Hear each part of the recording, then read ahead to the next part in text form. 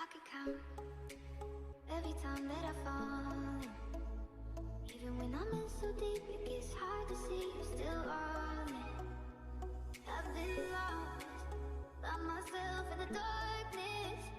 Know that I can find my way even on the days when it's hardest. But I still need you.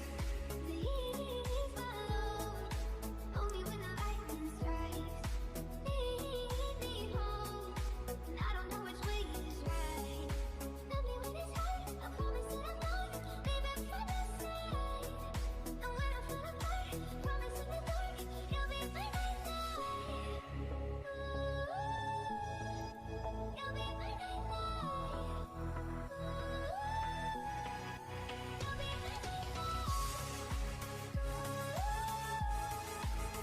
Hi, Sid. Sorry I'm late.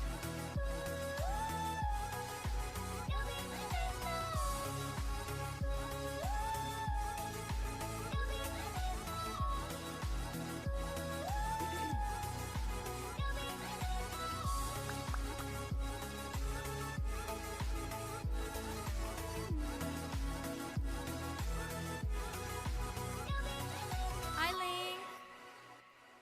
There was a little girl, afraid of the big white world. She grew up within her castle walls.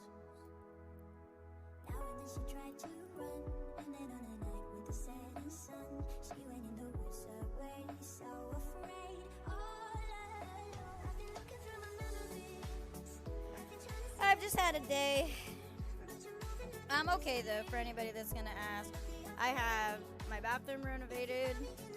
I didn't really sleep very well. My dogs decided my room was the bathroom. And then I got into a conversation before I went live. So. Sorry I'm late.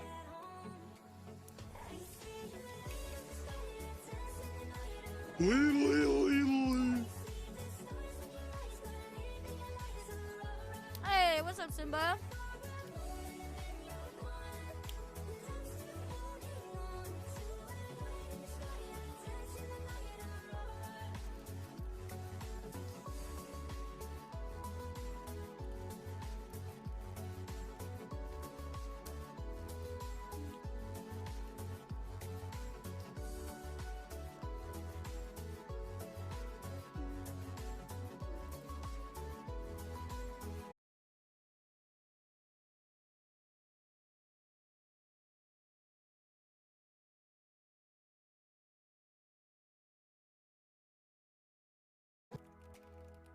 She ran faster and started screaming. This is over now, but then please help me.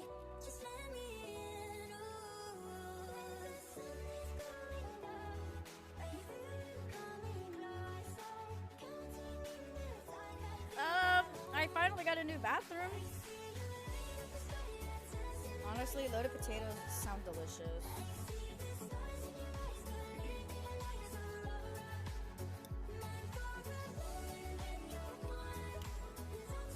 Arroz con pollo? Nah, you gotta have the meat, not chicken. Everything you want to go, that'll be the magic story. I've been told that you'll be safe under my control. Just let me in. Ooh. Follow everywhere I go. Top of all the mountains or valley low. Give you everything you've been dreaming of. Just let me in. Ooh. I could run. I'm eating bacon I could wraps, cry. I could bleed. steak. I could say it's I didn't feel like I didn't have never time to been make anything. the side stuff that I make with it. I could throw my Fully hands loaded mashed potatoes. could That fall way to I my don't. knees. Yeah, Simba, you know how I feel, bro. Why do none of my games update when I'm on?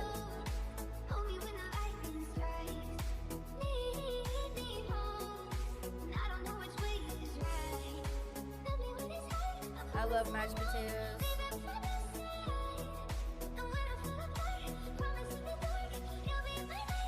Bro, my fucking Fortnite is updating. Stupid. Ooh. Hi, How's everybody's day been? I'm so sad. I want to play Gris so good. No, it's on auto update, but whenever I need it, it wants to update. It updates all the games I don't give a fuck about first. Hi, Marley. I walk to you so I can be close to you. It's really simple if you look at it that way. So yeah, right now Fortnite is updating. I just want to repeatedly bash my head on the keyboard. Pockets empty, but ours are full anyway. Hey. Oh well. Wait, they brought. Oh no. They got Kid Gohan and Piccolo on Fortnite. No fucking way. I always loved you over my head, even when you lived alone to make your parents mad. Ah, that's why they brought it back.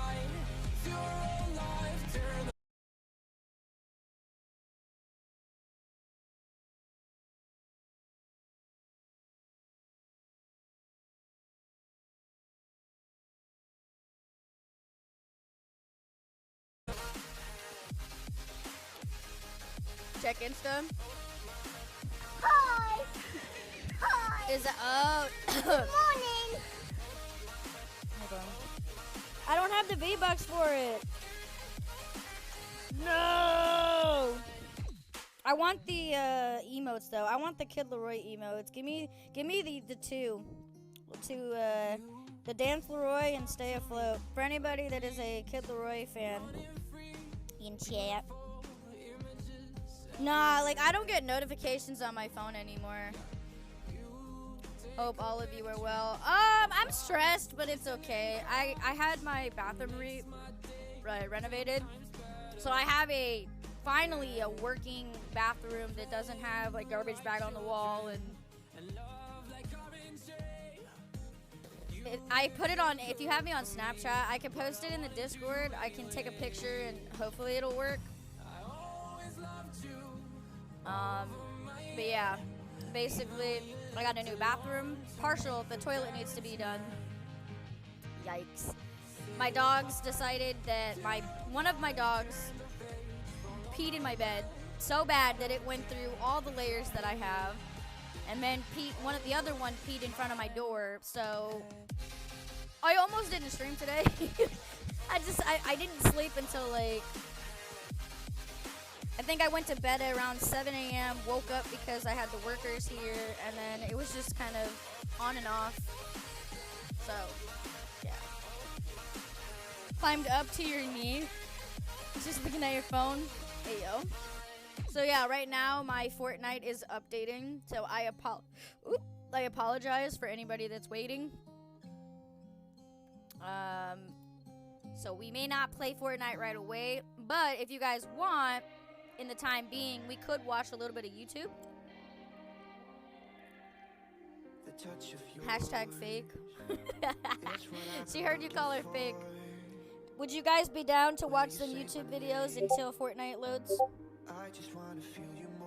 Aw, Miss Kayla, thank you so much for following the Discord. Welcome in, welcome in. She left. Wow. Wow. You gotta record your hamster like you're the paparazzi.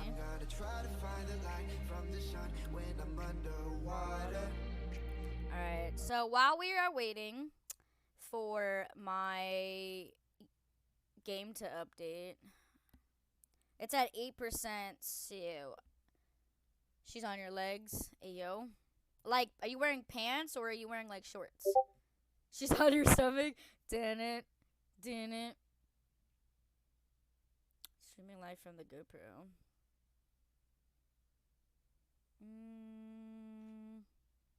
I'm trying to find a video to watch really quick. What's the vibe? What do y'all want to watch? Some horror stuff? Some, like, killer documentaries? What's the vibe? What's the vibe? Maybe we could watch somebody else playing games. We can watch mukbangs. Ew. This guy makes me not want to eat. I like physically lose my appetite every time I see him. Horror. Oh, you're wearing pajamas. Okay, cool, cool. Give me a second. But yeah, how's everybody's day been? How's everybody's night going? Hopefully you guys are doing good. I guess pick a video when y'all get a chance. This guy right here, he has my favorite soda sitting. It was sitting right there, and he's over here just eating. Is that like avocado or something like that? You think your hamster likes you? Well, she better like you. My channel was hacked and I lost everything.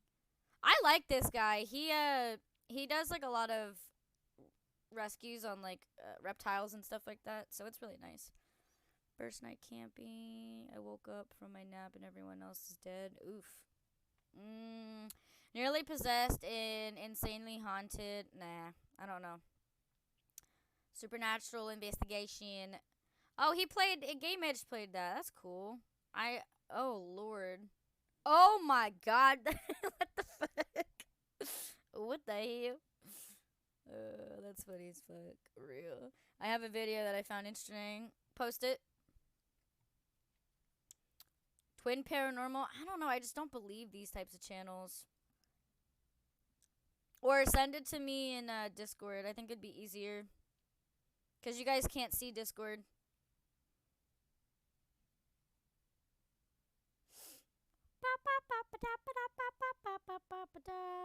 Ooh, Killer STD. What the hell? Hi, Raymond. How are you doing? Sorry that I didn't respond back to you. I get overloaded and stimulated too much sometimes, so I stay off socials when I feel like that. I did my workout, made my dinner, and then I got into a conversation, so I wasn't even near my phone. So I apologize if anybody felt that I was ignoring them. Why JFK's... I see why you... Okay, I see. Okay. Let me know if the volume is too low for you guys. Instead of buying it new, it would be like planting 66 million. We set sail on this new sea because there is new knowledge. I'll eat dinner while I'm It ought to be possible for watching American this stuff. citizens of any color to register and to vote in a free election. I realize the pursuit of peace is not as dramatic as the pursuit of war. Right? This is not a video about the assassination of President John F. Kennedy. At least not in the traditional sense, dissecting the minutes, seconds, and microseconds before and after the shooting itself. What do you mean, what's tomorrow? Instead, it's a video about the days that would follow the assassination, the reconstruction of his body, conflict with various funeral homes, and the unprecedented change that was taking place in the American funeral industry. But before we do that, we do have to acknowledge where it all started. Right here behind me, at the 6th floor window of the Texas School Book Depository Building, where Lee Harvey Oswald concealed himself and built a sniper's nest from boxes. From this window, Oswald looked down on Elm Street Never trusted and waited Oswald. patiently for the president's motorcade to arrive.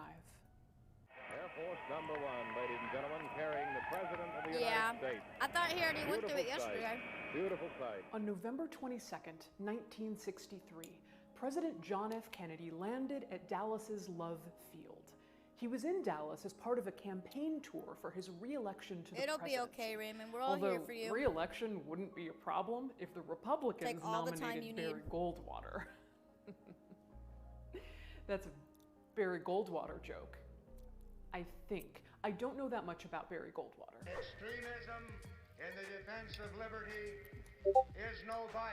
It was the president, along with his security detail, some close friends and aides dubbed the Irish Mafia, Vice President Lyndon B. Johnson and his wife Lady Bird, the governor of Texas, John Connally, and his wife Nellie, and the president's wife, Jacqueline, or Jackie, Bouvier Kennedy. They were all part of a motorcade that would take them through the streets of Dallas. The route had been published the day before, and people were lining the streets, although not all were Kennedy fans, mind you. There were those who thought Kennedy was a communist, a traitor. A sign read, "Yankee go home," Not bad. courtesy of the Dallas Indignant White Citizens Council. But they decided to move forward with the appearance, and President Kennedy and Jackie greeted the public at Love Field. At around 11:45 a.m., they boarded a convertible limousine, along with the governor and Nellie Connolly, that would take them to downtown Dallas. At 12:30 p.m., the motorcade was on Houston Street and made a hairpin turn onto Elm Street at Dealey Plaza. Why didn't she get took hit, the president's open limousine directly in front of the Texas School Book Depository. People crowded the streets and nearby grassy knoll, waving and straining for a glimpse of the handsome young president and his beautiful wife, who was perfectly outfitted in an iconic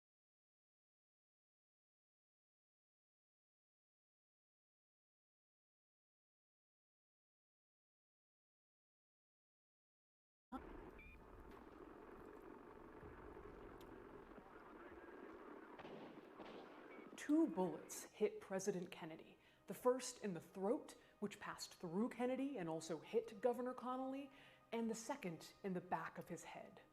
Chaos ensued. Was it a car backfiring? What was that? The car that held President Kennedy, Jackie, and the governor filled with blood. The president's limousine sped to Parkland Memorial Hospital, 4 miles away, arriving at 12:36 p.m.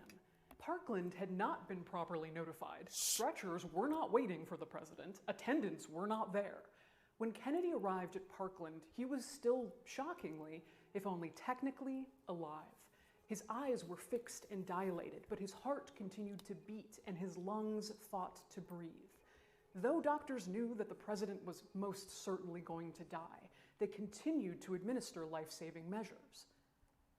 But we know how this part ends. We know that the president would die. It's updated. This is really where Jackie Kennedy, covered in blood but still very much alive, becomes the main character of our story. What's up, Dang? Jackie would not leave her husband's side, exhibiting an obstinate protectiveness that would continue over the days to follow. She had cradled him as they tried to take him from the car, saying, "You know he's dead, let me alone." It didn't come from inside the car. He was being raced into the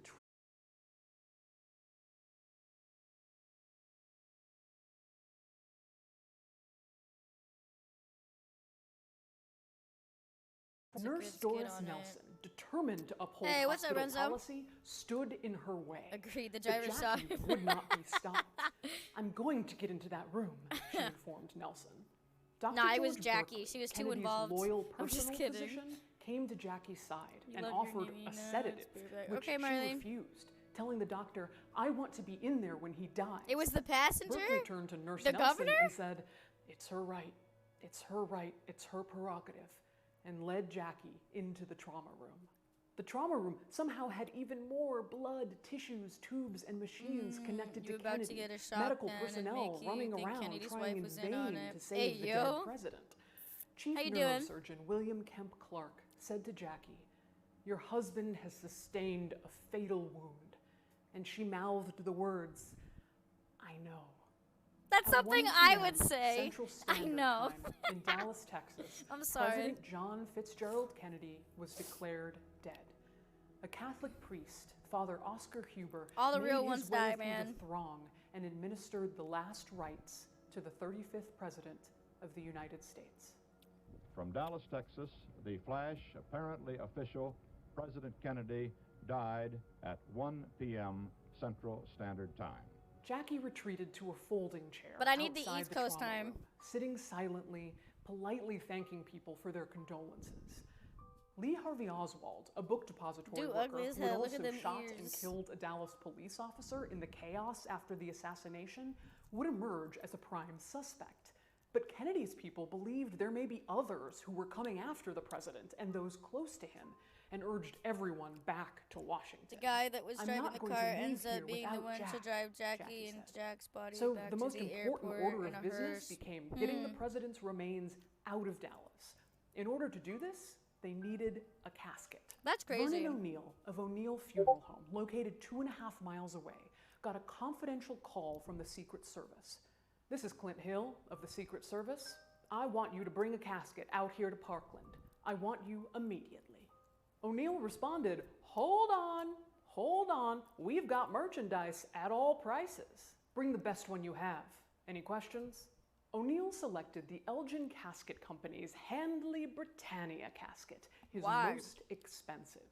It was over 400 pounds of double-walled, hermetically sealed solid bronze, which, perhaps a spoiler here, is absolutely the worst choice for swift and easy cross-country transport of one of the most important dead bodies of all time. But O'Neill had his orders from the federal government, the best one he had. His so head he, along goes with 3 back others to the from left his staff, if he hurriedly was loaded sitting the dead casket center, into his then it was brand new passenger shot under the arm. 1964 Right? white Cadillac hearse and Actually, hey, Renzo with the tears up. Hey, welcome to the official realm. Welcome. There was another video that I watched where there was this really oddly placed woman. She had an umbrella, and apparently the umbrella was a gun. And that was a theory that it wasn't just one, like that there was 2 shots, obviously. One in the neck, and one in the head. So Oswald shot one, and there was somebody on the ground as he drove by that shot, because quickly after he got shot, that lady left the scene. I gotta find the video, but food for thought. Sped to Parkland with an ambulance sign in the window. Jackie went to her husband's side and took off her wedding band. At her father's funeral, she had placed an item he had given her into his casket. Now she picked up Jack's hand, and with the help of an orderly, she put the ring on his finger. She turned to Ken O'Donnell, a devoted advisor The old lady of with Kennedy's, the camera as and well. asked, She was never been. "The Yeah, ring. exactly. Did I do the right thing?" I feel His like there was too many people. "You leave it right where it is." The minute that a president does O'Neill something arrived with the that's gonna casket, like change the people world leapt and up do to something shield good, and they distract take him Jackie out. from the sight of it. But again, she resisted. When Dr. Clark, Meaning the he was onto neurosurgeon, something. told her she couldn't go into the room as they casketed her husband, she said, "Do you think seeing a coffin can upset me, doctor? I've seen my husband die, shot in my arms. His blood is all over me. How can I see anything worse?" Yeah, on the than I've grassy seen?" knoll. O'Neill, Also, the there was funeral director, supposed I multiple imagine, markings was in the grass probably or by the bush. absolutely No, yeah, they crapping found his casings pants. of gun I don't care pellets. how much of a funeral professional Supposed to be you public are, information, you were it just still eating isn't. donuts in the break room, and 20 minutes later, you're smack in the middle of an event of world historic It's proportions. crazy what they hide from What's us. more, it was becoming apparent that the president could not be placed directly into the casket. Kennedy's wounds were I'm so convinced that there severe are that NPCs both among O'Neill us, bro. and Kennedy's people were afraid that the president's remains would leak fluid all over the inside of the satin-lined casket as it was transported. Opening the casket on the East Coast to reveal such carnage would be unacceptable. So over the next 20 minutes, staff lay plastic inside every inch of the casket with layers of rubber bags around Kennedy's massive head wound. The casket was closed, and Jackie Kennedy was eager to get to Love Field. But a new problem had arisen. Dr. Earl Rose, the Dallas County medical examiner. I mean, think Dr. about Rose it. was all law You ever and met somebody that acted like and an in his NPC? mind, there had been a homicide on his turf, and Kennedy's body was his to autopsy. These federal government people were flouting Texas statutes and ignoring his duties as medical examiner. When Special Agent Kellerman stopped him from entering Trauma Room 1, telling him, "This is the body of the President of the United States, and we are going to take it back to Washington." It's at 16%. Rose literally wagged his finger at them and said, "When there's a homicide, we must have an autopsy." The thing is, Dr. Rose Dude look was creepy. right. No one else gets to be shot in Dallas. They and are whisked away NPCs. on a plane with no medical And then they legal respond like an investigation. NPC. They're just like, huh? And in What's 1963, that? there was no overriding federal You're a non-playable law character, concerning the bitch. assassination of a president. There was only state law, and as far as Rose was Sorry. concerned, he was state law.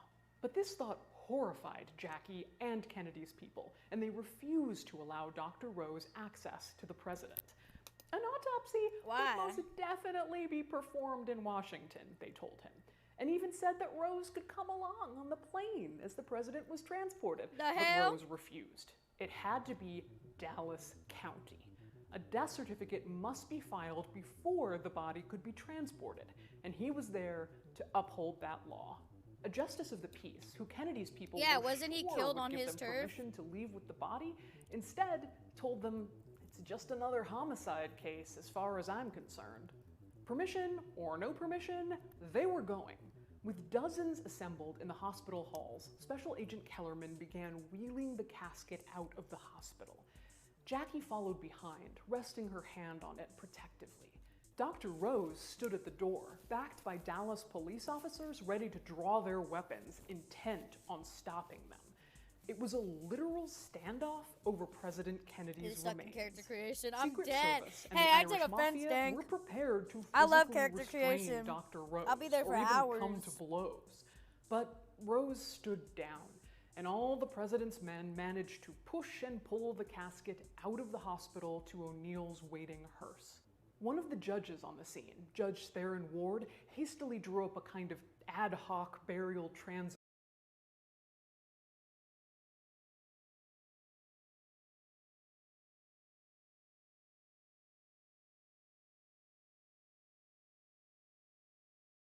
It wasn't fair how Rose was depicted as an unreasonable, petty state bureaucrat with a gripe.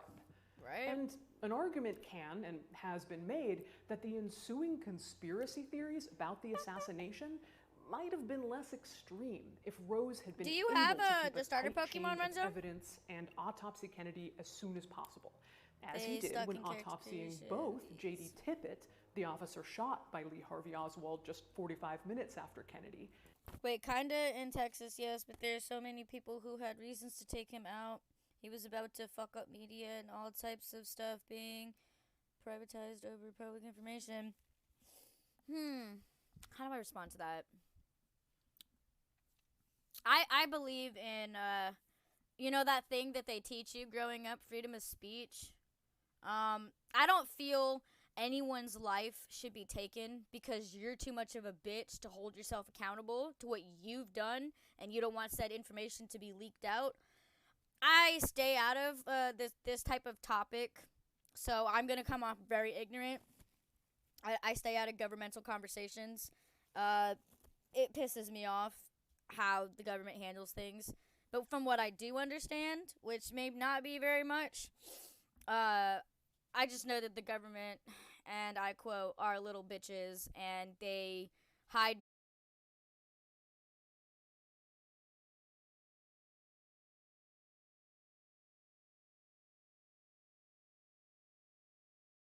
of some dude that would be portrayed as crazy, where he was saying that the government has us in a chokehold of division and they're keeping us divided instead of unionized for a reason, because if us as the people come together as a whole, they have no power. And I forget what it's fucking called, but if you know what I'm talking about.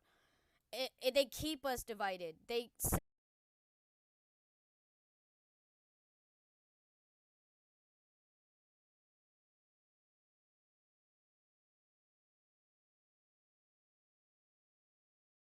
different ethnicities that are divided and they're not unionized, and that's where the power is coming from for the government and stuff.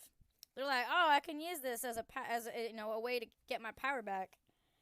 All over the world, the governments are useless. Shadow governments are in control. Yeah, like, and there's terms that I can't off the top of my head because they're not in my vocabulary. But when I watched the video, I was just like, fuck, that kind of makes sense. I've been saying it for a long, long time that there's too much division between us as people. You know, we're supposed to be a unionized system, all the United States or every country or whatever is supposed to just be in union. We're supposed to help each other, and instead we're at each other's fucking throats. Yes, race and religion adds to division of the masses. Exactly, but I don't remember. I think it had nothing to do with ethnicity. I think it had everything to do with the government. Is they have like their arm reached out, and they're like blindly making us think one thing, but it's really another. And when we're all woke and we all come to those terms, we would get our power back. I don't remember what it's fucking called, and I'm sorry for that. And autopsying Oswald himself 2 days later. At 2:08 p.m., the door to the hearse was closed. Wait, they killed Kennedy Oswald? was finally on the way. I forgot about all this. I'm sorry, guys. Funeral director Vernon O'Neill had Bro, also it's on the thought Bible, he would be 13 acting tribes as will loyal run the funeral world. director at his funeral home or in People Washington. blind to it, though. Another thing, Dank. Not everything in the Bible is real. I know you guys, I'm going to have so many people coming out my fucking throat. Hear me out. Hear me out before you say anything. I'm very spiritual for anybody who is new here and doesn't fucking know. I'm more woke than people think I am, and I am not your average female. I do not think like most females. I don't even think like most men, but that's beside the fucking point. Just remember that most of the stuff I need to get on with my research. And for that, I want a lovely lady. No fruits, no vegetables, but a lady! Hi, Spider.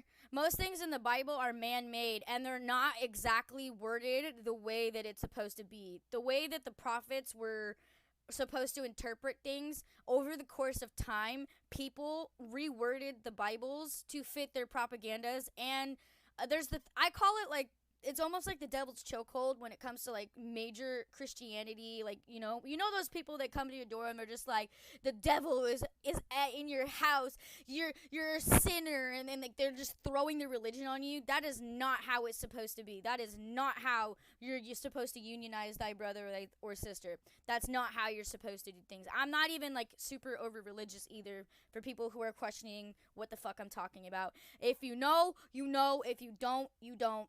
I've had so many spiritual enlightenments. I've done a lot of work on myself. And I'm going to come off fucking crazy to people who have no fucking clue what I'm talking about, because they are not on my plane. They are not spiritually on my plane, and I get it. But don't trust everything in the Bible. There are words in the Bible that will piss people off. Yeah. But here, I again, it's another video that most people don't even know God's real name. They say it's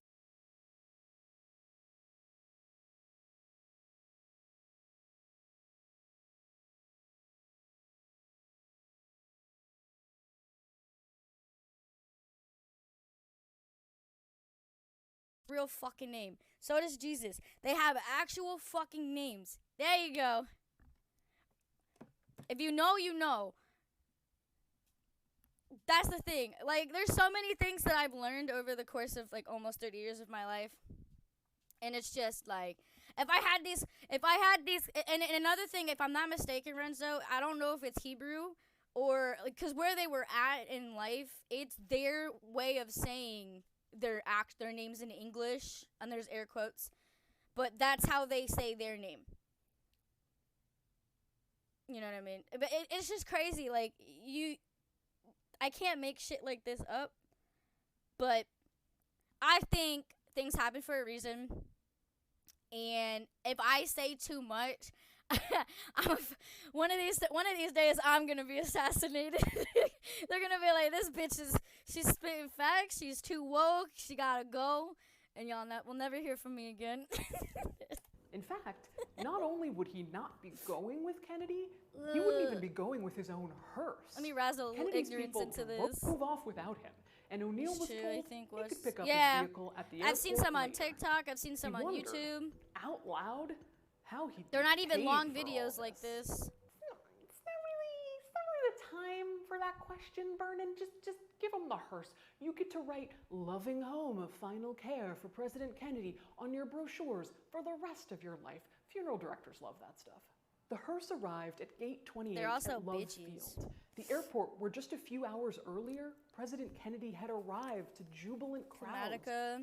Do you all remember the casket? What do you mean, The Dick? one that's over 400 pounds of double-walled, hermetically sealed solid bronze? Kennedy's men insisted Wait, on why taking was the casket bronze a out of bad the hearse choice? I and loading forget. it onto Air Force One themselves Listen, via my the brain narrow stairs no at the worky. tail of the plane, where seats had been removed to accommodate the president.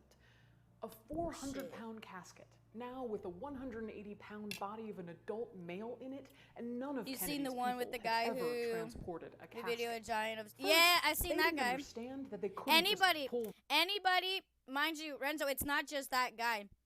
So there was actually a few of them that they took note on, that anybody that was around that, I guess around that time frame, because there was more than one video that circulated. It was not just that guy. They either offed them or they took them into a private area because they knew too much. All those people went missing or were found dead because they knew too much. Pull the casket out of the hearse. The casket was locked into the floor of the vehicle, a measure that stopped it from jostling around while on the move. But y'all were gonna call me crazy. To be fair, they could have just brought O'Neill along for this part to be like, guys, it's a little. Those are the same people who don't believe in unicorns, fairies, or mermaids. And a near frantic desire to get out of Dallas, Kennedy's men used their might to yank the casket free. The biographer Manchester describes 2 brittle cracks as the men pulled on the casket. Finally, it broke free, but not before cracking one of the hinges and leaving one of the handles at the head of the casket nearly broken off. Undaunted, Kennedy's people managed to load the casket into the tail portion of Air Force One at 2:20 p.m. The mood on the plane was distant, sorrow-filled, awkward, all the things you would imagine. Me on a daily Everyone basis. was navigating the shock alongside this liminal space between the former and future president. Kennedy's people insisted they take off immediately, but Vice President Johnson and his staff maintained they had to stay for him to be sworn in as president before leaving. At 2:28 p.m., Judge Sarah T. Hughes arrived and climbed aboard the plane. Kennedy's people, who were very quickly learning they no longer held any authority, tried to protect Jackie from Johnson's request that she be present for the occasion.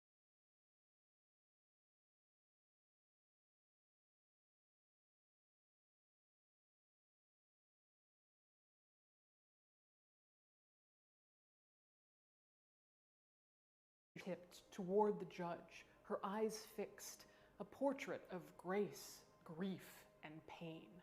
The flight to Andrews Air Force Base in Maryland His was suit somber. looked like it was Jackie sat by Kennedy's casket, with not Kennedy's clean. people cramming themselves into the tail of the plane.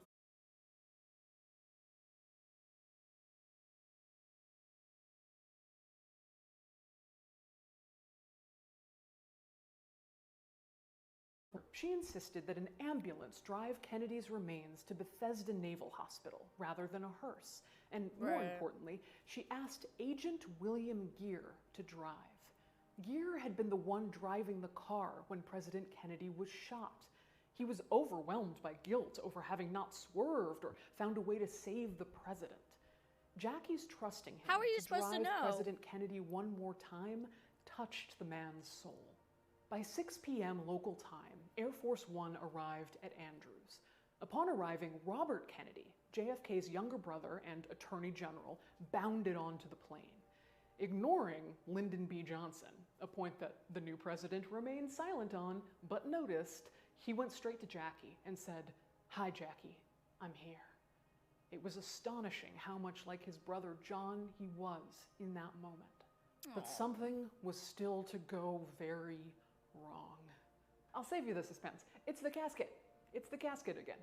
The lift that was sent to Air Force One to lower Kennedy's casket down to the tarmac was too short.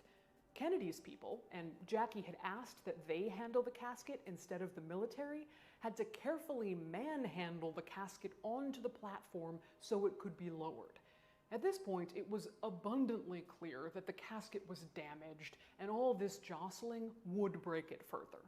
The casket was finagled onto the platform and lowered, only to find out that it stopped 5 feet from the ground. Oh no. Now the military did have to step in to help Kennedy's men lower the heavy, broken casket to the ground. The whole situation was clumsy and embarrassing. A reporter called it grotesque. When the president's casket was finally off the lift, it was loaded into an ambulance. Jackie scurried into the back of the ambulance to be with Jack, and Robert Kennedy climbed up front. In the 40 minutes it took to get to the hospital. Is that what the ambulances looked like back in the day? Jackie said to Special Agent Kellerman and Robert Kennedy, "I don't want any undertakers. I want everything done by the Navy." Jackie didn't want any undertakers. If you remember, Vernon O'Neill had believed that he would be caring for Kennedy's remains in Dallas until he was abruptly informed otherwise. There are funeral directors who will watch this and absolutely cringe at all the places things would have gone better and been smoothed over if they had only put trust in a funeral director. And this is one of those cases I think I agree. There is a certain type of funeral director who is equipped to create the absolute pageantry and flawless execution that is expected of a presidential funeral. I, for one, admit I would be completely unqualified. I'd be like Vernon O'Neill in there like, oh my god, why am I casketing a president who was assassinated like an hour before? Oh look, they stole my hearse, what is going on? But here is a crucial piece of information. Jackie Kennedy and Robert Kennedy did not want a funeral director involved at any point in Kennedy's death care and funeral. Why? This was 1963, after all, and they knew their Mitford. What? A few months before Kennedy's assassination in 1963, Jessica Mitford's The American Way of Death was published to huge fanfare. It was a runaway New York Times bestseller, taking aim at the funeral industry, calling it a huge, macabre, and expensive practical joke on the American public. Now, these are lead-coated steel.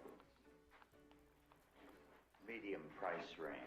Mitford argued that the funeral industry in America sanitized death, while at the same time codifying its most gruesome practices, including the lavish casket, they just want the Greek money, yeah. makeup, mourning memorabilia, and burial vault. The Silent Night special. You talking about his wife? And very special it is too, if I may say so. Her descriptions of the embalming process were so graphic that her first publisher broke their contract with her. When The American Way of Death was published, the average funeral came to the exorbitant cost of between $700 and $1,000. To put this in perspective, the median annual income was only $5,600. Mitford's righteous indignation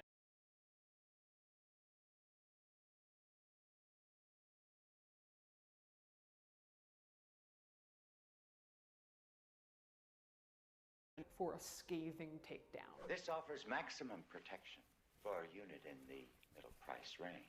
As an alternative, Mitford argued for the simplest funeral possible with the simplest casket possible, followed by a cremation. There was no need for the dead person to be sprayed, sliced, pierced, pickled, trussed, trimmed, creamed, waxed, she said pickled, painted, rouged, and neatly dressed, transformed from a common corpse into a beautiful memory picture. Not merely waterproof. I'm so dead. Nor moisture-proof, Mr. Barlow, but dampness-proof. The funeral industry, Dampness? as you can imagine, could not have hated this woman more.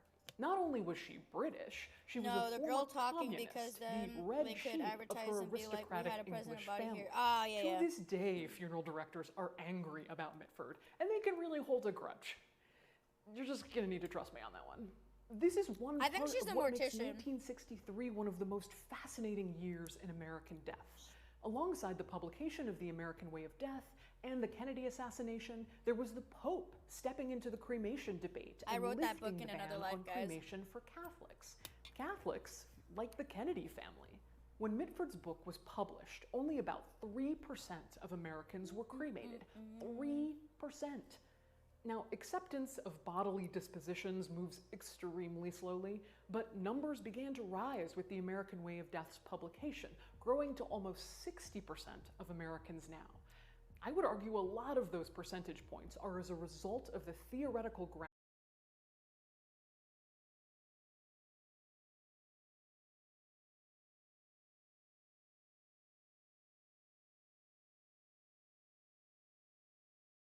cost of funerals, that she wouldn't allow her argument to be complicated by race, ethnicity, immigration.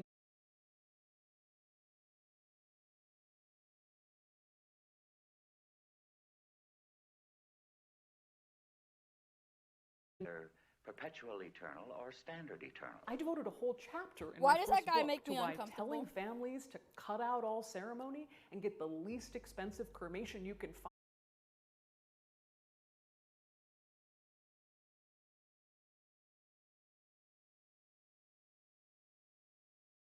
industry, not just money. But most important for our purposes is that by the time of Kennedy's assassination, Mitford's book had infiltrated the Kennedy circle. Robert, his brother, had read it, as had Jack and Jackie's close friend, William Walton, his brother-in-law, Sergeant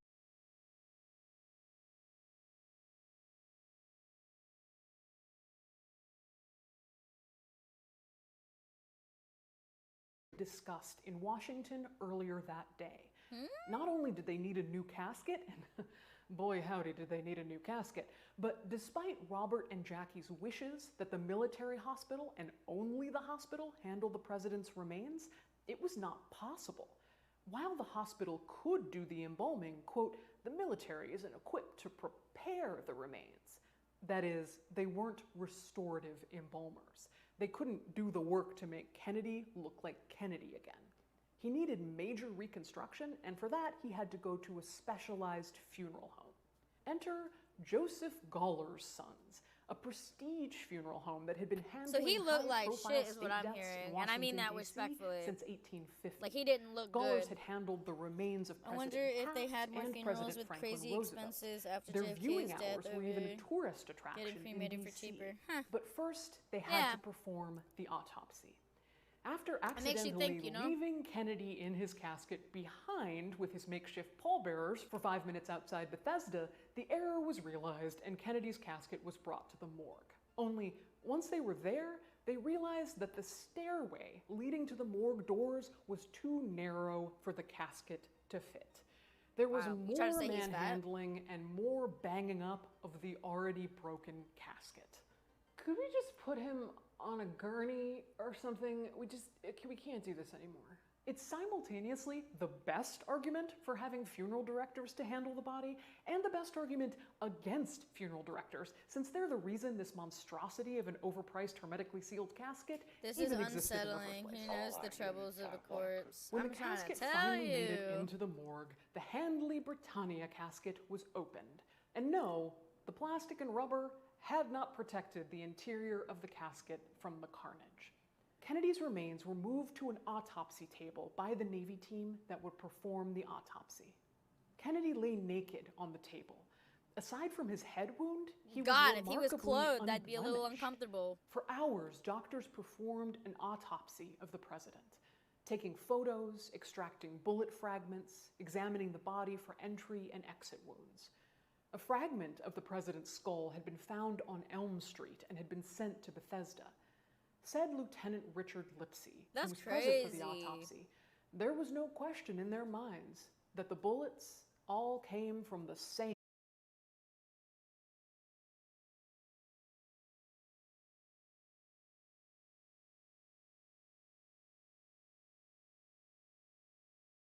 in the audience. I just want to talk about rising cremation rates through American history. Don't come for me. Was the CIA involved? Was Russia involved? Who knows? You know who was involved? Jessica Mitford. By midnight, the autopsy was finally finished. All during this time, Jackie, Robert, and Kennedy's people had been discussing the funeral, as well as who would handle the cosmetic reconstruction of the president, should there be a viewing, which was absolutely in question. Jackie remained in her stained suit, still exhibiting enormous compassion to those who had loved her husband. Though the autopsy was finished, the president still needed a new casket, so Ken O'Donnell and Larry O'Brien, another Kennedy advisor and Irish mafia member, went to Gawler's to get a casket. There's some confusion as to what happened at Gawler's. In the spirit of Mitford, O'Brien requested the plainest one you have, in the middle price range, and he was shown choices by Gawler's. Robert Kennedy thought he spoke to Gollers about a moderately priced $1,400 casket, a point Gollers does not recall. But a $2,000 casket was selected, and with it, the most expensive vault in the establishment. The total came to $3,160. Jesus Christ! Which was not what Robert had asked for. Gollers brought the casket to Bethesda, where their embalming and reconstruction team, supervised by Joe Goller's chief assistant, Joe Hagan, went to work, attempting to fill and rebuild the president's missing skull and exposed brain with cotton and plaster. They worried the whole time about potential leakage from the skull, a very relatable funeral director concern. They worked until approximately 4 a.m. to set his face, return his pallor, and try to bring him back to the Jack Kennedy his wife and brother mourned. Journalist Jim Bishop reported that the morticians were, in a manner of speaking, magicians. Oh, he's beautiful. They repaired the president's shattered skull layer by layer, quote, whispering incantations to each other until Kennedy was whole again. They dressed him, put a rosary in his hands, and placed him into the new casket, made of gleaming African mahogany. As this was happening, tensions continued to rise around the question of the viewing. Jackie did not want an open casket, but Robert Kennedy and Secretary of Defense Robert McNamara believed that a president belonged to the people, and his casket must be open. So wait, why didn't she want it open? Badly. You can't have it open, Jackie insisted to McNamara in the kitchen at Bethesda. It can't be done, Jackie. Everybody wants to see the head of state. I don't care, she said. And she said of his embalmed body, it's the most awful, morbid thing. They have to remember Jack alive. Said McNamara later, the tension in that kitchen was unimaginable. In the small hours of the morning, President Kennedy returned home to the White House. The path to the north portico lit by small flames. The light in the east room glowed. Military pallbearers carried the president's casket. Do you happen to live in Africa or something? Placed it upon a catafalque. You made a Cheeto reference. Said a prayer, as did Jackie. She then turned and went upstairs, leaving Robert to keep his promise to her that he'd settle the question of an open or closed casket. Robert asked the military death watch, a group of men who would stay vigilant at the dead president's side, to leave. What, mahogany? And approached his brother's casket. Like caskets made out of that? Opened for him. He looked down at his brother for the first time and realized there was no way his brother could be seen by the public this way. He exited the east room and asked some other close friends to go look at the embalmed and reconstructed body, letting them know Jackie wants it covered. They would echo both him and Jackie, saying things like, it's appalling. It might be like from an African mahogany tree. Too made up. The Kennedy's dear friend, William Walton, said, you mustn't keep it open. It has no resemblance to the president. It's a wax dummy. It, he said, not him. Robert agreed and said, close it. And so it was. So they listen to him, but they don't listen to his wife? This is a prime example of women never have their voice heard or respected. On Sunday, before President Kennedy went to the Capitol Rotunda to lie in state. Jackie wanted Robert and her to have some last moments of privacy with Jack. She asked Special Agent Hill to get her some scissors, and she cut a lock of Jack's hair. As of 12:46 p.m. on Sunday, November 24th, 1963, President Kennedy's casket would never open again. Seeing him again, she was pleased with the decision. I don't know. Sometimes I feel like they just stamp names on things, Jack, but she thought. How are you supposed to know? It isn't Jack. A quarter of a million people came to pay I'm their just final taking it where it's respects to real. President Kennedy. The casket remained shut. While Jackie and Robert did not fully get their wish that a funeral home would not be involved, they kept a tight grip on what this state funeral would be. No 5-foot-tall cross and silver candlesticks that Gollers brought in, only flowers and simplicity. Well, simplicity for a state funeral of a sitting president, anyway. Exactly. And this is really the question. How much did Kennedy belong to the people, And how much did he belong to Jackie and his family? Even I am torn on this. In many ways, I think Jackie did an Look at elegant that little job dress. of the balance. Look at those little dresses. There is no doubt that Jackie indulged in public presidential pageantry for the benefit of a country in mourning. The same case... We have too much voice? Are you sure about that? Do you want to go down this rabbit hole, Renzo? Because I will literally light your a-hole on fire. Cause there's only one king.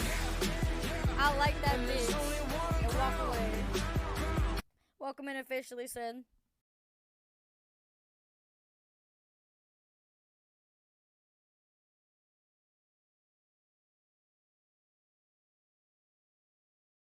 Silence them any longer than they have. Did you know that in history, men used to own women and silence the fuck out of us? So yeah, I got some shit I'm gonna say, bitch. And you gonna fucking hear it. 9 times out of 10, just because a man is the head of the house, you know, I'm gonna use terminology that you'll understand, Renzo, because you say you're from Africa, right? You're familiar with lions and lionesses, right?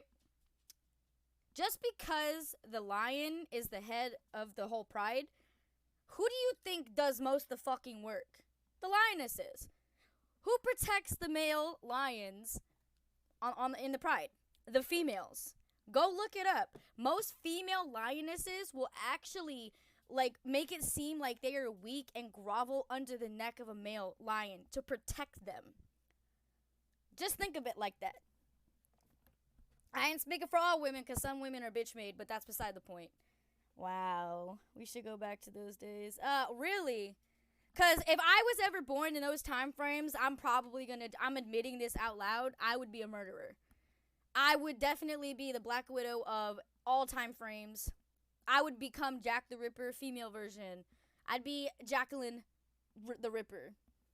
Jackie the Ripper. I don't give no fucks.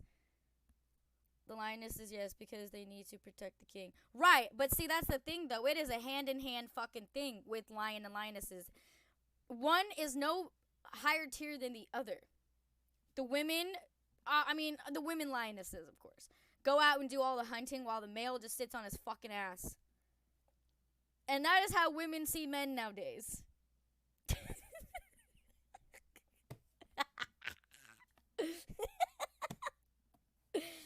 So get to protecting. I pick and choose who the fuck I protect. I try to protect people, but they don't fucking listen. So if you want to be your own demise, then go for it. All I'm stating is, just as much as men want to, like, I'm basing it off when I rated you, Renzo. Because the shit that you and your homeboys were talking about, I was over here just shaking my fucking head. Like, y'all gossip like bitch made people. Sorry. I wanted to slap the fuck out of all of y'all in one go. Y'all, and then men tell me they ain't emotional little bitches. I'm sorry. I protect all my men.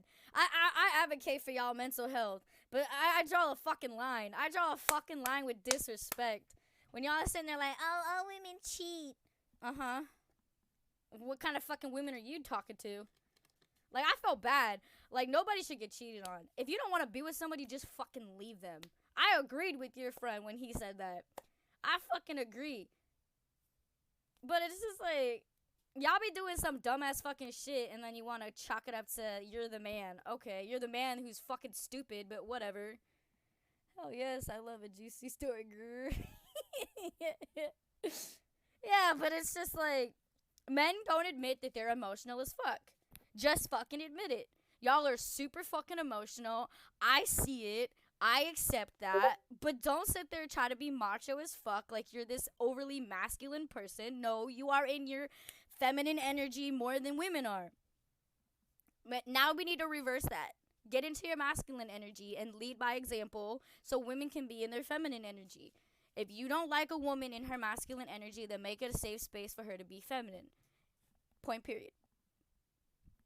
Wow, have you been cheated on recently? I have not been in a committed relationship in like 5 or 6 years. So no, I have not been cheated on recently. But Just like you want to sit there and come at me, I'm going to come right back at you. Who is living with their ex-girlfriend? Renzo, I don't want to fucking hear it. I was hearing a lot of feminine energy in your guys' conversations. It just sounded like a bunch of hurt men. And I was like, I don't know if I want to slap or hug you guys to make y'all feel better. Or both. But just admit it. Just admit it that you're not always right. That you guys swear up and down that y'all think logically when really y'all think with your fucking emotions. And then you chalk it up to your being intelligent and you're logical. No. Men need to remember that women are emotional thinkers and you are logical thinkers. But lately, you guys have been thinking the opposite. Okay, I am gonna go get the bleach now. Why? Tea time with Luna. Shit. Don't get me started. I got a lot that I've been keeping to myself. You visited your ex, don't live with her. Okay. Why would you? Okay, first of all, if she cheated on you, why are you visiting her? I never get guys or women that are like that. I just don't. Maybe because I'm weird and it's like when it takes a lot for me to cut somebody off. But when you're dead to me, I don't talk ill of the dead. I don't talk to the dead. You know what I mean? It's just a happier world. Why would I want to rekindle or associate with somebody who hurt me, where I had to sit there and step out of my character? I'm good. I'm fucking good. I know I did. What do you mean, Link? You do what? You had okay. So you're over here talking about you're a plumber now. Okay. She can get D from somebody else who is on her level spiritually or emotionally. So you're openly admitting that you're okay with being used. For you. I don't want, actually, you know what? I don't want to hear that shit. Because many women who sit there and say no strings attached, there's always a string attached. There's always a string attached. It's just less on your end and more on hers. Or vice versa. 'Cause I don't sleep with people I don't have feelings for. I'm not the friends with benefits type. I don't hit it and quit it. I could, but I choose not to. I choose solitude and being by myself. You're okay with being used? I wouldn't. Respect yourself. Put your crown back on. Like, hold your chin up. Like, kings don't act like that. Kings never want to be used. Do better. Do better. If you knew better, you'd do better. Song that carried Lincoln also carried Kennedy. Yeah, to I'll St. be Matthew's helpful for people who Cathedral deserve for the it. funeral mass, and then to Arlington National Cemetery. The Oh, cemetery hell Jackie no. chose as opposed to a Catholic cemetery, precisely because Jackie did believe he belonged to the nation. She chose to walk behind the caisson. Jackie remained in control for this I feel so bad for this from the woman. music to asking her son John to salute his father's casket, Aw. which appears in this well-known photograph. At President Kennedy's grave, she was behind the placement of the eternal flame. But when it came to the body of JFK, Jackie didn't want that kind of funeral for her husband. She wanted something real and raw and connected. She had already sat for a full day covered in her husband's blood. She wasn't interested in turning that visceral grief and destruction into pageantry and the reconstructed waxen image of his face. Something that is often forgotten is that just 3 months before Kennedy was assassinated, Jackie Kennedy had given birth to her son, Patrick. Oh, shit. Patrick lived I didn't just know that. 2 days before dying of infant You respiratory get fired up distress. all over it. I'm not even fired up. Jackie would still My have engine's been a little in deep cold. grief for her son when her Is that husband bad? was also taken from her. Maybe she no longer felt it was her job to do everything for the public, and her trauma required something different. What Jackie seemed to want was just access to her husband's body, as it truly was, chaotic though it was. Time for rituals like giving him her ring and cutting locks of hair and dropping in letters from their children. She obviously was uncomfortable with funeral directors, but to be fair, she didn't want anyone around her husband other than their close family. I wouldn't want him friends. either. When Jackie herself died, more than 30 years later, in 1994, you saw these same tensions reflected. She made choices for privacy and intimacy. Her body was embalmed in her own bathroom and waked right in her living room. Yet she also understood her public duty. and would be buried in Arlington Cemetery next to her husband in the same model of mahogany casket as John. Aww. Her son Patrick is buried there as well. What about their daughter? As you're probably wondering,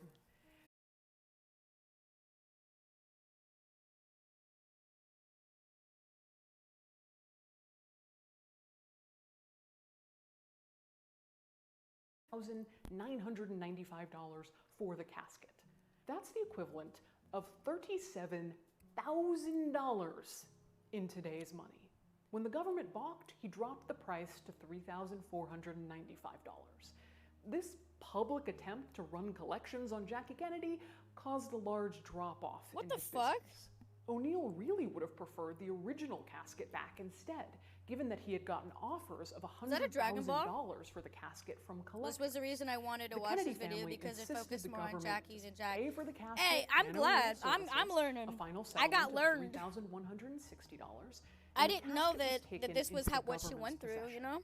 In late 1965, a bill was passed to preserve anything associated with Kennedy's assassination. Oh, I got a video you guys might want to watch. Discarded and considered surplus, except to those, quote, morbidly curious. Who knows about the Cecil Hotel? It should be destroyed. On February 18th, 1966, the casket was flown 100 miles east of Washington to a spot in John F. Kennedy's beloved Atlantic Ocean. At 10 a.m., the casket, drilled with holes and weighted with sandbags, was pushed into the ocean from an aircraft, where it quickly sank. Oh yeah, you know, just Apparently, contaminate Kennedy the ocean more, you fucking idiot. To be buried at sea. Fucking idiots. You don't know anything about the Cecil Hotel or the assassination? How much the funeral industry had changed since the Kennedy assassination and Jessica Mitford. In 1999, after John F. Kennedy Jr.'s tragic death in a plane crash, his recovered remains were cremated. Sin posted this video. He said he wanted to watch it. I've watched paranormal stuff. I've watched Taken Out to the Atlantic documentaries. I watch funny videos. Like my community is a bunch of nut jobs in the best way, and they like to watch like paranormal, scary, murder documentary and chill type things.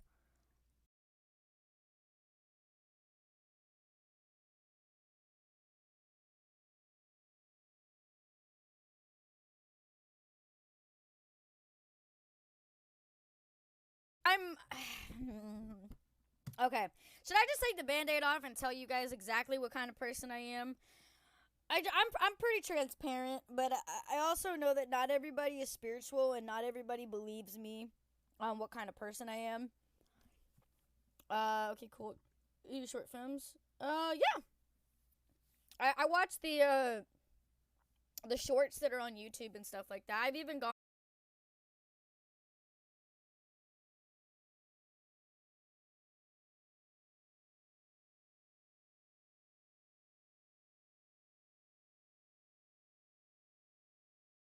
to get in the heads of most people around me, more males than females. I don't really get along with them, so I'm getting better with that, because you know, there are good types of females, and I'm working through my friend trauma. I had a friendship for like 15 years that fell apart, and it traumatized me. And so unlearning trauma bonds related stuff, but talking about me personally, on the spiritual aspect, I'm an empath, I'm a clairsentient, I'm a claircognitive, I'm a natural born healer. I believe, and this is more of a joke, I do believe that I might have been a witch in a past life, or something that was probably picked apart, like psychics or stuff. I've seen things, I've felt things, I've had things happen to me that are unexplainable. Sin might be able to back it up. A lot of people don't believe me, or they don't recognize that. I've had people that are in my community say stuff like, so you're trying to tell me that you didn't tell Luna this, that, or the third, that like she's just some weird psychic. And he's just like, she told me about myself before I told her about myself. So some even thought both men were sleeping with Marilyn, to the point that they had to cut off their friendship because it was spreading. Good Lord. Listen, Marilyn she was taking, there a lot of people, oh, you know what? Off topic as fuck real quick, hold on, before I lose my train of thought. Apparently P. Diddy and anybody he worked with either lost their life, like there's a conspiracy that something's up with that. If you guys don't know what I'm talking about, just look into like Biggie. Apparently he's still making bank off that dude's name, and he wasn't, I think he was 21 or something like that, or he wasn't even 23, like 21, 22 years old, and he never made it past a certain like threshold of age. And Diddy's been making bank off of his name longer than he's been alive, which is crazy. Come on, up.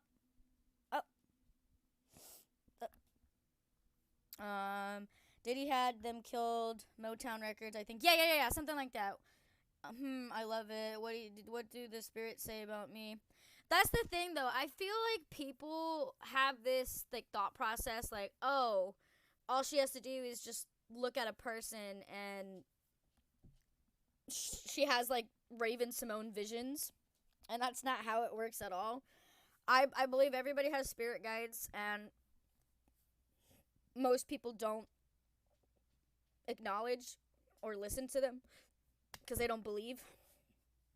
I will say that by me opening up in the, it's been like almost 3 years fully realizing, like, I had a really good friend of mine come out and be like, did you know you were an empath? And like, so I was told about myself, and then kind of looking into different things over the course of the last 3 years, a lot of things make sense. Like my TikTok was completely taken over by tarot card readings, and it scarring the fuck out of me almost on a daily basis for months, being like, this is what's happening, and this is why this person's gonna leave, and this person's gonna come in, and blah blah blah, and then having all of that shit happen, it's strange. And I'm not a gullible person. I'm not the type of person that sees something on the internet and is like, oh, this is factual. I'm always inquisitive. I'm always questioning things, but I've learned some things are just better left not questioned, and you just take it like it's happening for a reason. So a lot of scary stuff. What happened? He killed off the whole shareholders except one who still lives. Yeah, but that person's living a life of fucking tragedy from what I was hearing. Like, only one person was able to escape him, and their life is not the same. Like, he's directly related to Aaliyah, Diddy, Biggie. I don't know about Tupac, but a lot of people that were involved with him, their careers were either destroyed or they died. Mysteriously, too. I could try to find a video on it, but it's some wild-ass shit. Or Jay electronically dating a Rothschild and naming a record label Round Table Records. Yeah, shit like that. Weird-ass fucking shit. What's crazy is...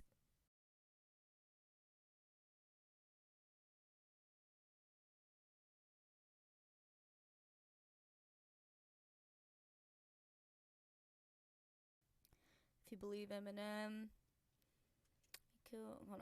Diddy had them killed. But yeah, to answer your question about what the spirits say about you, I can't really say too much. The more connected I am with the person, the stronger. I don't know. I believe that the people that I get weird feelings from, it's a reason for it. It's just figuring out said reason that's the challenging part. But I wouldn't have rated you, or I wouldn't have associated myself with people if I got bad vibes. And that's the part I can't explain. I've had like many men, like if I'm talking about the dating aspect or lack of dating, I've had those, I call them creepers. I've just had those dudes in my life where they're just like, oh, like, I'll take care of you, blah blah blah. You know, the dumb shit that guys say, no offense, but I'm not saying you're like that, but let's be real. There's a handful of guys in my chat right now, and I'm pretty sure one of your friends said some stupid shit to a female, and you're just like, dude, what the fuck? I'm gonna make your life so much better, blah blah blah blah blah. You know, the dumb shit that you're like, how the fuck do you have game? You got no riz, bro.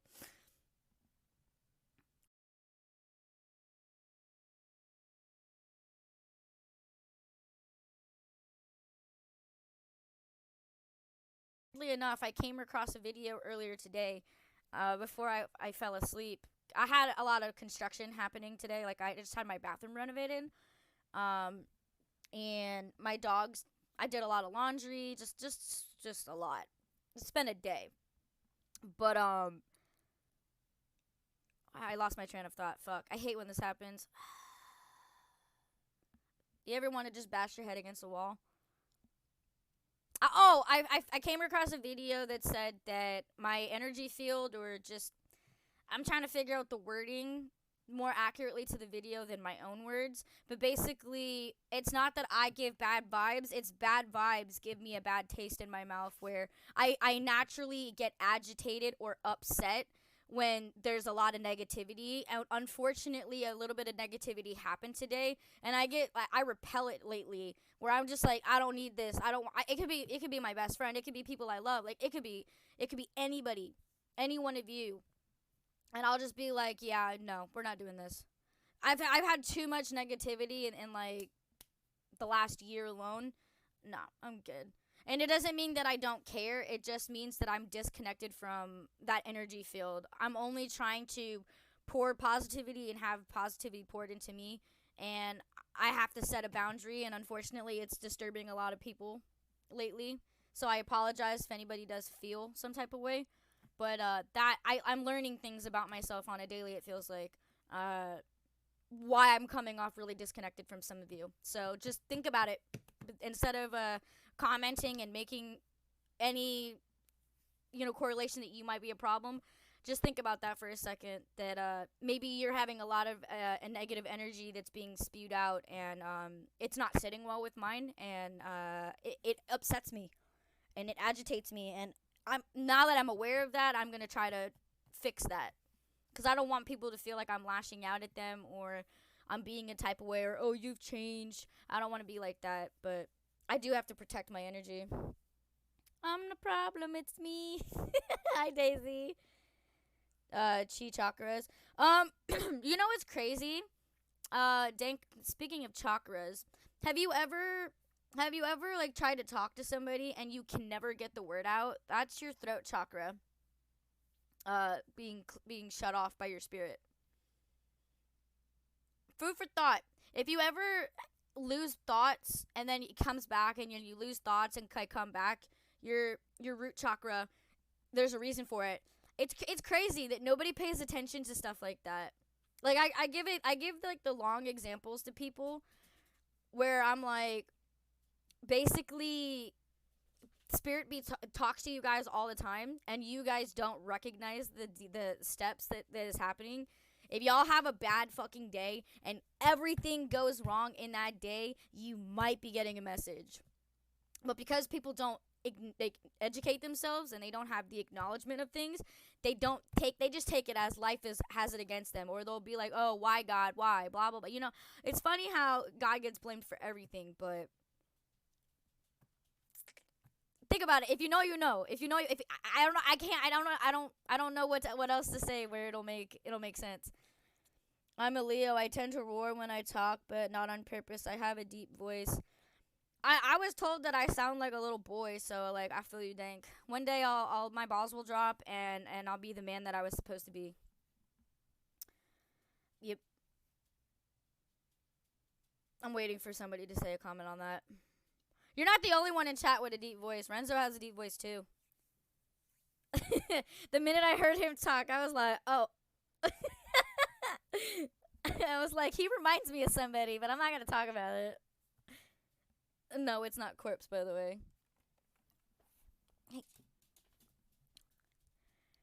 But, funny about that, Dank. I attract Cancers and Leos. For anybody who doesn't know, I'm a Gemini. Hi. I'm waiting for the hate. Just, we accept it. Don't really give a fuck. And it's funny because if you look at your natal chart, I'm a Gemini, I think Libra or something like that. Which is funny.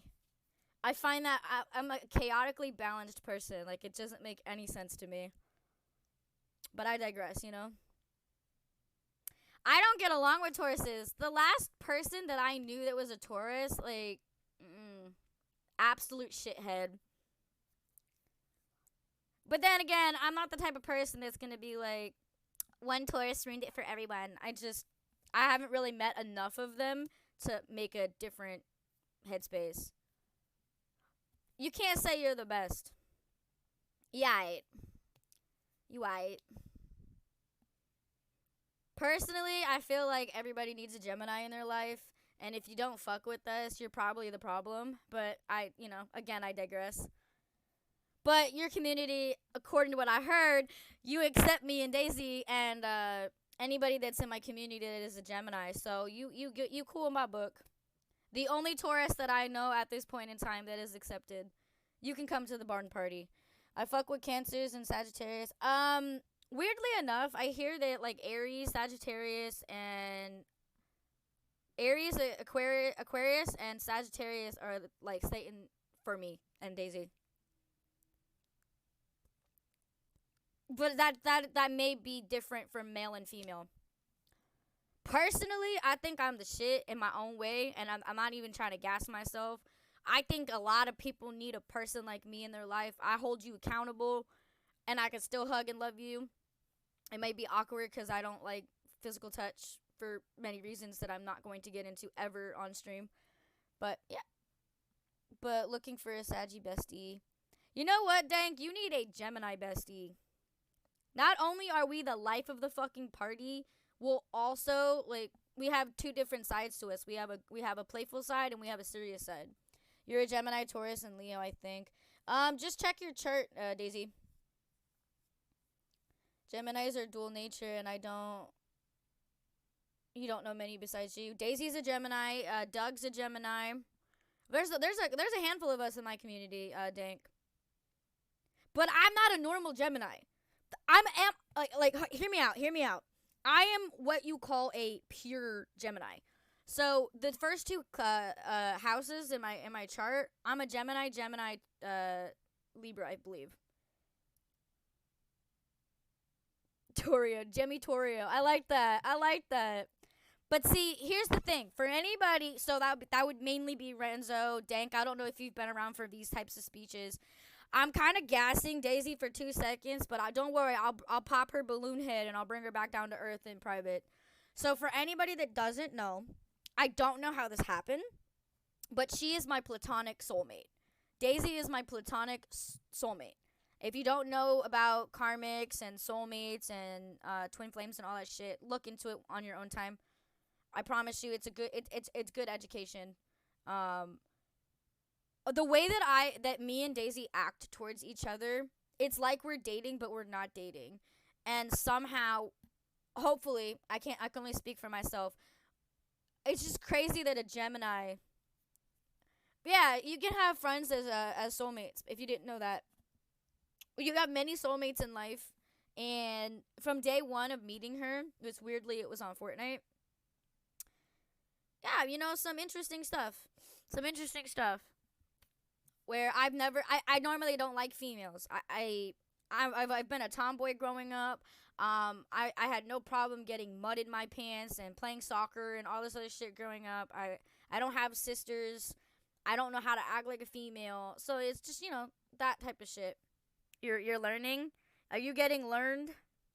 Hopefully it's not by me because I don't feel like I'm a great teacher.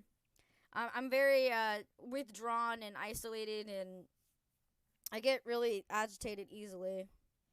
Nah, me and Luna are low key on the download. Daisy, why you gotta sell me out? Nah, we fucking schooled to the maximum. Hey, as long as you guys believe what I'm saying and you don't think that I'm just bullshitting or I'm reading a manual, that's all that matters to me. Just know that this is coming from me. My core is where I'm coming with this, and whether people believe it or not, all I ask is for just the normal human respect. The same respect that I give people who don't believe me on how I am. Personally, I will say that I can prove a lot of people wrong. You just got to give me a little bit of time. Like, let the normal course of life, literally, like, it'll teach you for yourself. Because, Renzo, you'll come in here one day, and you'll be, like, you'll have the worst day of your life. I'm going to give you an example. You're going to have the worst day of your life, right? And you're putting on your mask. And everybody who knows what I'm talking about knows what I'm talking about. Like, you have a straight up mask that you put on where you don't want anybody to know you're having the worst day of your life. Like, everything is possibly going wrong. I will look you dead in your soul. And I'll be like, is there something you want to tell us? Do you want to talk about it? And you'll be like, huh? Wait, what are you talking about? And I'll be like, take your time. Like, I know something's wrong. You can't tell me that nothing's wrong. I'll know something's wrong. All right, Renzo, you have a good one. Thank you for stopping by. I appreciate it so, so much. You got a book from my dad. He used to be into occult stuff. I got my astrology stuff from a book called Zolar. I don't believe in astrology.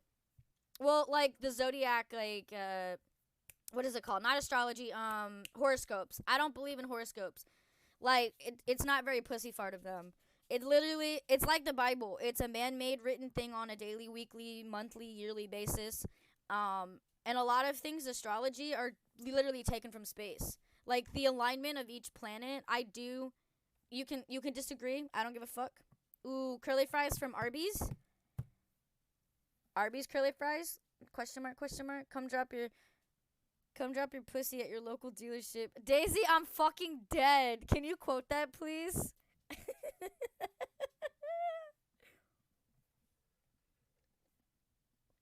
I woke up and decided I wanted curly fries. Hell, hey, you know what you need to do to that curly fries? You need to find a way to get melted cheese. Curly fries with melted cheese is literally, I just came. I cummed. I coomed. By the way, Daisy, are you able to hop on Fork Knife? It's done downloading for me. When this video's done. I'm sorry that we got on a tangent, but this is what I love about my community. You guys just let me talk.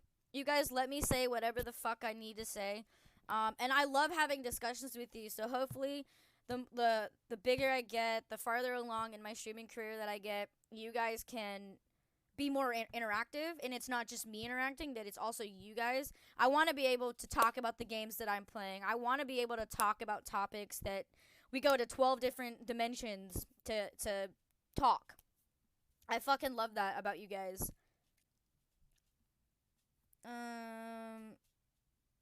What do you mean same? Same what? That you love what I just said? Is Marley and Kay still here? Sorry, let me finish the video. Miles from his father's first doomed casket. Come on, up. And committed to the sea. Can you go eat your food, baby? I'll go put water in it if it makes it soft. You're coming from Arby's fries. Thank you as always to our patrons who give us the space for this level of research and the opportunity to travel and film in places like Dallas and the 6th Floor Museum at Dealey Plaza, which appears... Wow, so they left my chat? Wow. Wow. I see how it is. It's okay. It's okay. It's okay. I'm not hurt at all.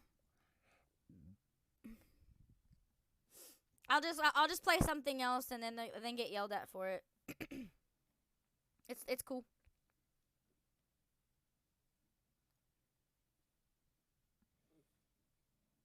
No, you're here, but they aren't. It's cool. It's cool. Daisy, are you gonna be able to get on Fortnite? My wife, Sammy, was an avid follower of yours and contributed to your Patreon. She died last year, and despite having to fight against her parents' wishes, I got Sammy the woodland burial she wanted thanks to watching your videos. Aw, I fucks with that. These animals don't forget their owners after years. I love that. The real Moby Dick was so much worse. No, when you're done making fries. The Angel of Death. Damn.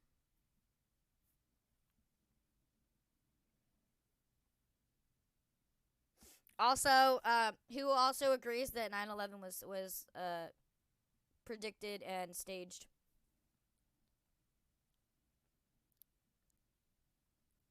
You can't tell me nothing.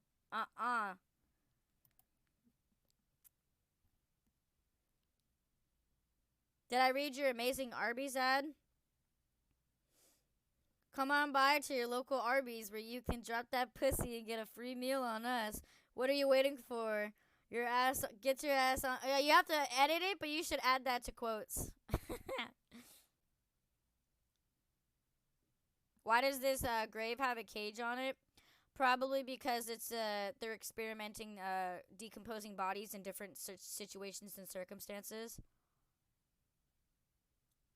Kind of want to know.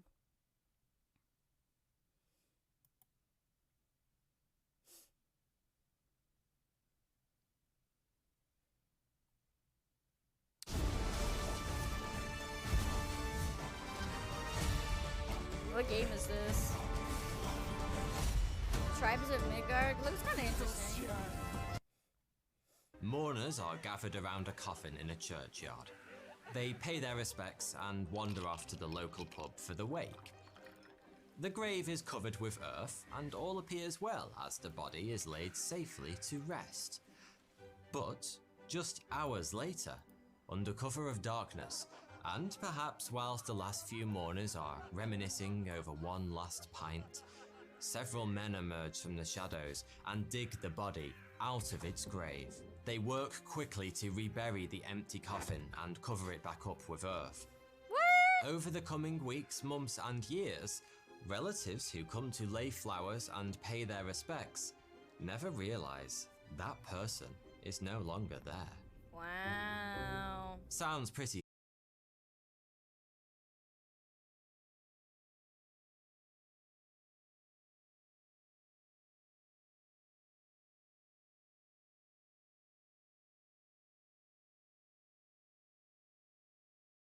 due to its own expansion. You play as the unleashed you ever on it block, full of subtle references to sci-fi class of movie trace available today. You successfully collect so nobody cares. transported I away get to air to fry a mysterious fries location. instead of having to deep fry Why? or cook in Was the oven. Victorian Hell yeah. Britain rife with necrophiliacs? Probably. But that wasn't their intended purpose for these particular stolen corpses. No, these specimens were sold on to medical students who needed a constant supply of cadavers for dissection. And without modern embalming methods, the specimens needed to be very fresh. Previously, this hadn't been much of an issue, as the bodies of executed criminals were sent straight to medical schools. Dissection was simply another part of the punishment. Interesting. In 1751, the government passed the Murder Act, which dictated that the bodies of executed murderers must be made available to medical science. Remember, this was a society that still crowded in town squares to watch the occasional hanging. Nobody was going to be bothered about the body of a killer being chopped up a little bit. Criminals sentenced to death would sometimes be more frightened of the idea of being dissected than being executed. Records from Newgate Prison, London's largest and most notorious, reveal the fear felt by one very young assailant.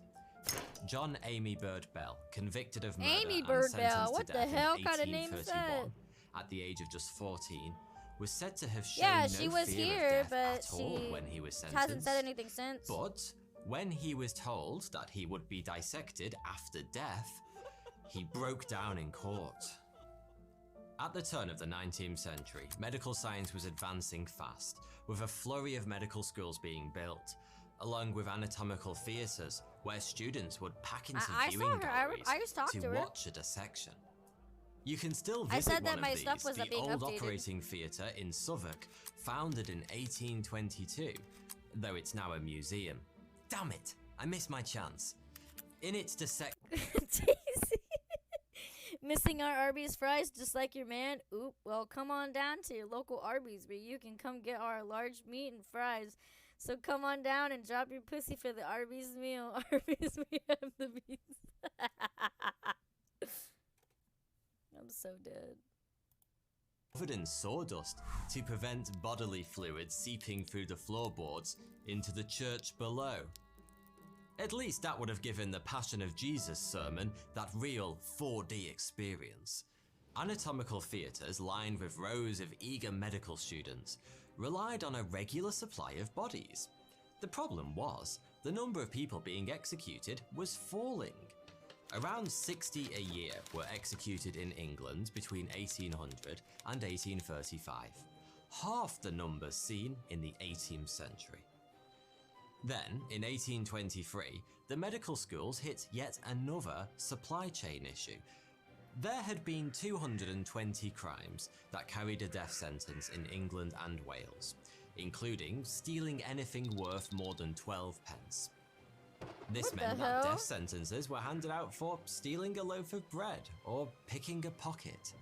The 1823 Judgment of Death Act changed all this, allowing judges to choose a lesser sentence, often transportation to a penal colony instead. This was good news for Britain's numerous poor, who frequently had to resort to stealing in order to eat. But it was terrible news for anatomists and medical students. There just weren't enough people being executed. Enter the body snatchers. To meet the ever-growing demand, a roaring cadaver trade emerged. Mostly operating in gangs, body snatchers would hang around graveyards, wait until dark, and then dig up a grave. Why not? Some would even target houses where they knew there had been a recent death in the family and break in to steal the body. Pretty grim, I know. But body snatching was well rewarded. A labourer in early 19th century London might earn around £15 a year. A body sold to a medical school might fetch anything from £2 to £20. And it really was a roaring trade. An 1828 Parliamentary Select Committee examining the issue of body snatching found that 592 bodies had been dissected in medical schools in 1826, around 10 times the number of executions. Surprisingly, body snatching wasn't technically illegal, as bodies were not legally considered to be property. In 1822, a man named William Millard was arrested whilst attempting a body snatch in the grounds of Royal London Hospital. He couldn't be arrested for stealing the body because it wasn't illegal, so he was arrested for the spurious charge of vagrancy instead. But Millard protested his innocence. Not only had he previously worked for the hospital, he told the police he had an arrangement with them for 12 years. When a patient's body was buried, he would be asked to simply head down into the hospital's graveyard and dig it back up again. Well then, what was the bloody point in burying it in the first place? But it's suspected that usually Royal London didn't even bother to bury a body before they sent it on to an anatomy theatre. Archaeologists working in the hospital's grounds in 2006 found something unexpected. Not neatly placed skeletons that had been buried whole in the usual manner, but jumbles of bones mixed up and buried together. These included skulls with the tops sliced off, bones that had been dissected, and animal bones from dogs and tortoises. There were bodies missing skulls and others missing hands and feet. What the hell? Across 262 burials, they estimated there were the remains of around 500 different people.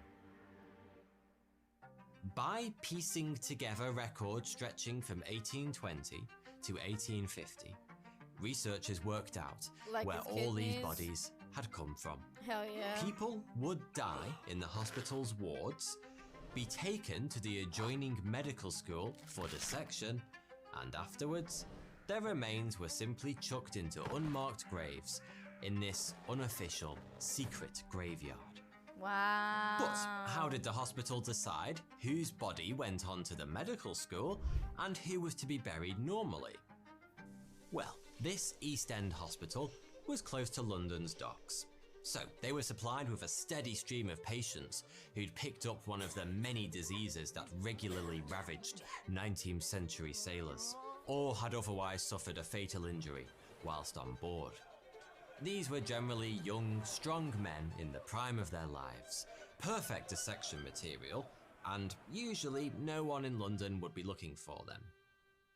But it's thought that the majority of bodies that ended up on medical school dissection tables got there via body snatchers. To protect themselves from the snatchers' inevitable invasion, people began to take increasingly ingenious measures. Watchtowers were hastily built in graveyards across the country.